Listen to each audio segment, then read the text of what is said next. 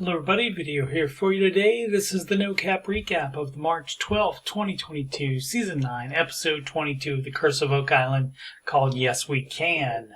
If you missed my recap of Episode 21, there's a link to it in the upper right. Let's get into it. There's an island in the North Atlantic where people have been looking for an incredible treasure for 227 years.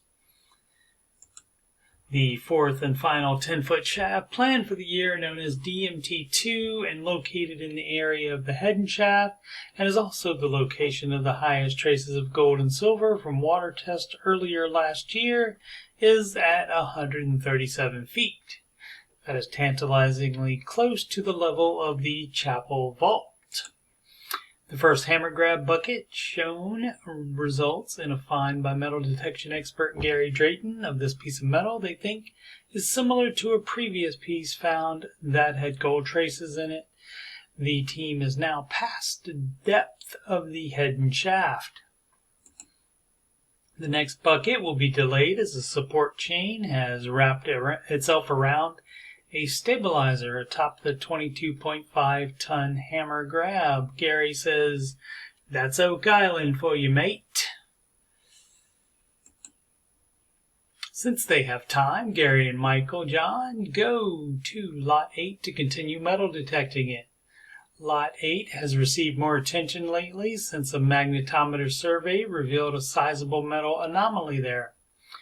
After getting permission to dig to the 5-foot level, the team found a paved area similar to the one found in the eye of the swamp a few years ago. There was also a big boulder specifically placed at the site. They are hopeful that the proof of human work having been done there will get them permission to dig further to the 20-foot level, where another anomaly was discovered using ground-penetrating radar.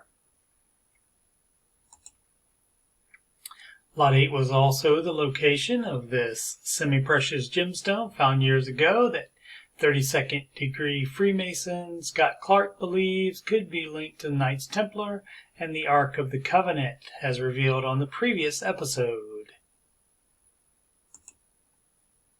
Gary finds this chain link. The oval shape is indicative of older age. It's also irregular, so perhaps hand-forged, also indicating an older piece.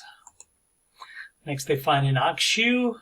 Many ox shoes have been found on various lots on the island. With the hammer grab returning to working order, the dig in the money pit area continues. The DMT-2 shaft is down to 157 feet, with the hammer grab bringing up material from 146 feet.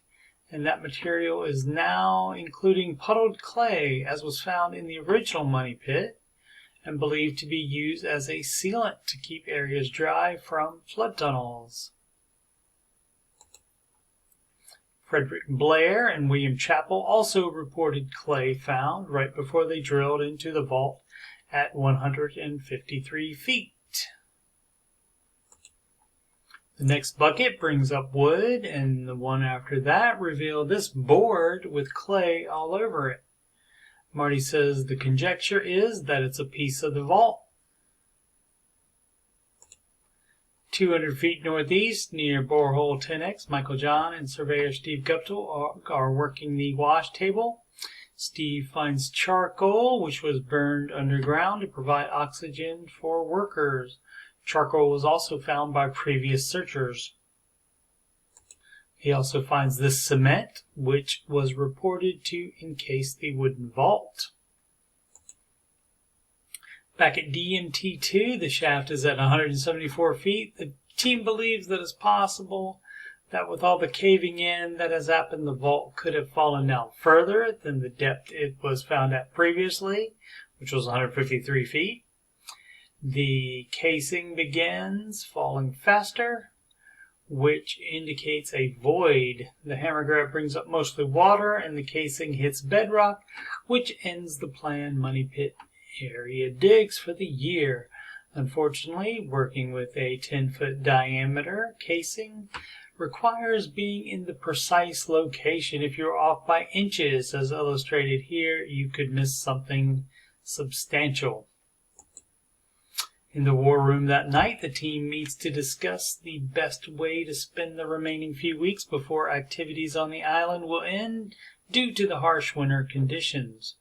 Rick suggests a fifth 10-foot shaft since they have the time. They decide to center the can on the B4 location on the grid, and it is named B4C. Notice the date on Steve Guptill's computer is 11/14/21. Also, the time is 11:01 a.m., which either means the time was set wrong, or this is a pickup shot the next day or sometime after the nighttime meeting in the war room. The digging of this fifth shaft begins as members of the team meet via video conferencing with Oak Island theorist Corin Mall. Numerous findings, including the stone wharf and road in the man-made swamp, have been determined to be of Portuguese origin. Corin informs the team that after the Knights Templar were persecuted by the King of France, some may have escaped to Portugal, where the king protected them, and a new organization called the Order of Christ was started. They used the same cross symbol as the Knights Templar, but with a white cross inside it. Some of the buildings they used and the archives they kept are still in Portugal. One such location is the Convento de Cristo, or Convent of Christ, which was their headquarters, according to Corin. Also noteworthy is Fonte Arcada, which was the first Order of Christ commandery. The team decides to go to Portugal to do research. Next time on an all-new episode of The Curse of Oak Island called Follow the Cobblestone Road, a reference to the Wizard of Oz's Yellow Brick Road. Rick and members of the team see a stone road in Portugal that is like the ones on Oak Island. Gary and Marty find a, quote, brilliant, and, quote, trophy find that is not shown. Alex Lagina says the 90-foot stone definitely has this symbol on it. And archaeologist Laird Niven looks at this via magnification and says it's not of English origin. Gary asks Portuguese, and Laird says yeah, and Marty says that is amazing. I'll be back next week to recap that episode 23, and a link to that recap episode will be in the upper right in this video once I post that. The synopsis for the next episode is: the team is stunned when an expedition to Portugal delivers undeniable evidence of a Knights Templar connection to Oak Island. I am Coach Steve Money. I'm a Ramsey Solutions certified financial coach, and you can schedule a free financial coaching consultation assessment with me at calendly.com/Coach Steve Money. These links are also in the video description. You can email me about coaching Oak Island or anything else on my YouTube channel at CoachSteveMoney@gmail.com. Channel donations accepted at paypal.me/Coach Steve Money.